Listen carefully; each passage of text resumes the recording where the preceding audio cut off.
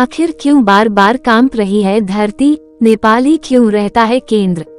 बीती रात भूकंप का केंद्र भले ही नेपाल रहा हो, लेकिन उसे दिल्ली, यूपी, उत्तराखंड और बिहार तक की धरती को हिलाकर रख दिया।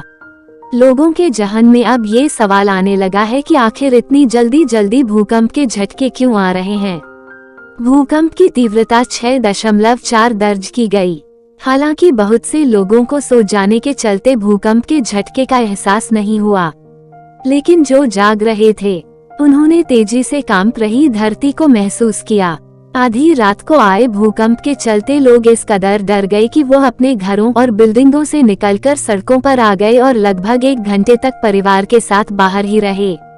उन्हें इस बात का डर सता रहा था कि कहीं दोबारा से न भूकंप आ जाए। लगभग 1 माह के अंदर 2 बार आए भूकंप के तेज झटकों के बाद लोगों के मन में भय बैठ गया है। लोगों के जहन में यह सवाल भी अब आने लगा है कि आखिर इतनी जल्दी भूकंप के झटके क्यों आ रहे हैं। पिछले माह भी 3 अक्टूबर को ही आया था भूकंप।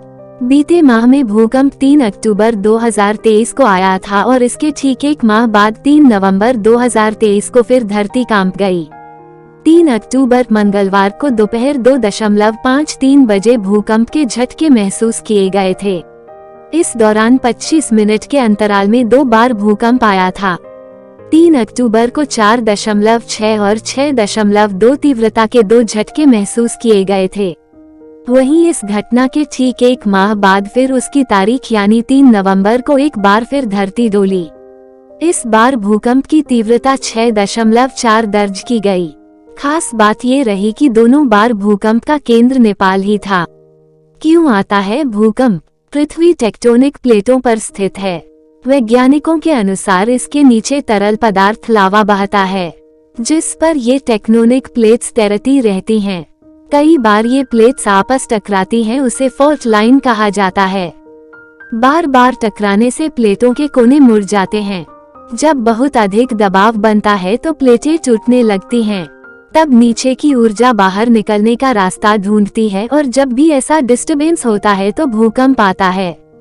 क्या है भूकंप का केंद्र? भूकंप का केंद्र वह स्थान होता है जिसके ठीक नीचे प्लेटों में हलचल के कारण भूवैज्ञानिक ऊर्जा निकलती है। इस स्थान पर भूकंप का कंपन अधिक तीव्र होता है। जैसे जैसे कंपन की आवृत्ति बढ़ती है, इसका प्रभाव कम होता जाता है।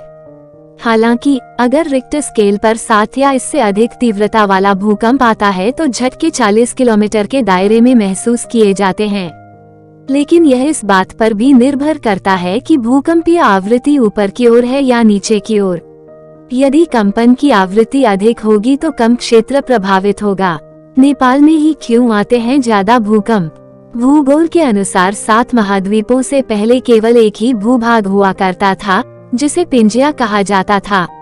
जब पेंजिया टूटने लगा तो कई महाद्वीप बने। इन महाद्वीपों के भूभाग पर अनेक देश बसे हुए हैं।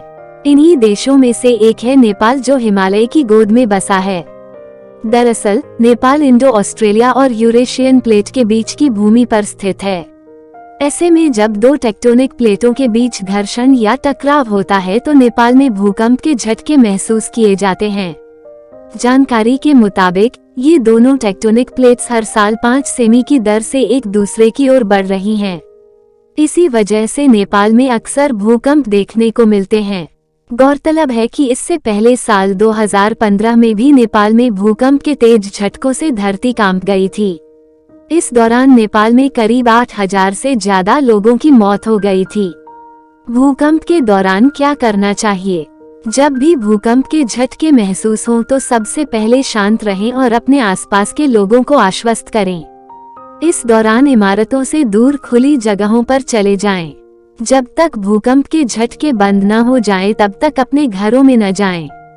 अगर कार या बाइक चला रहे हैं तो उस दौरान आपको झटके महसूस होते हैं, तुरंत रुकें और कार में बैठे रहें। भूकंप के झटके महसूस होने पर घर में मौजूद लोगों को तुरंत सावधानी बरतनी चाहिए। डेस्क, मेज, बिस्तर के नीचे छुपें। इस दौरान उसे कांच के दरवाजे, दर्पण और खिड़कियों से दूरी बनाए रखनी चाहिए।